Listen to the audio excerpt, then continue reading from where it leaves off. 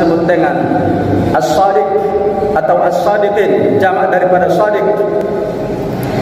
Minimal ada 5 pengertian daripada jujur. Yang pertama, jujur yang dimaksud adalah kesesuaian antara ucapan dan perbuatan. Kalau sesuai antara ucapan dan perbuatan, itulah yang dimaksud dengan jujur. Hari ini banyak di antara orang-orang ketika dia ditelepon, kita menanya posisi dia, di mana dia menjawab sedang di jalan, padahal dia sedang berada di rumahnya. Tak sesuai ucapannya dengan perbuatannya. Hari ini banyak orang bermedia, ketika kita telepon sudah sampai, dia mengatakan sebentar lagi akan sampai, padahal dia belum beranjak daripada rumahnya. Tidak, ini tak disebut dengan jujur, tapi ini adalah dusta. Yang kedua, yang dimaksud jujur itu adalah kesesuaian antara informasi dengan kenyataan. Banyak hari ini orang mendapatkan informasi, ceritanya hanya 1 meter, tapi dia sampaikan kepada orang lain ketika ditanya, menjadilah cerita yang 1 meter itu menjadi 10 meter.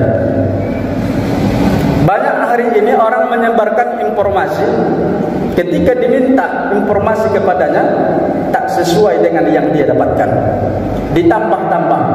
Ma'asyiral muslimin, ini bukan jujur, tapi ini adalah dusta. Yang ketiga, jujur itu ketegasan dan keteguhan hati untuk tidak menambahi sesuatu dan tidak mengurangi sesuatu ketika penjelasan kita tentang suatu hal diperlukan atau ditanya. Ini yang ketiga. Kemudian yang keempat adalah sesuatu yang baik tidak dicampuri oleh kedustaan. Ini disebut juga dengan jujur. Sedangkan yang kelima pengertian jujur adalah tidak curang dalam hal apapun, baik nilai atau timbangan. Kalau kemudian ada orang jualan, orang membeli 1 kilo, kemudian dibuatnya 8 ons, ini tak jujur. Atau nilai sebuah barang, misalnya kita membeli sesuatu, pasirkah, batukah, yang kita beli 1 mobil, tapi tak penuh dibuatnya 1 mobil. Ini bukan timbangan, tapi ukuran atau nilai.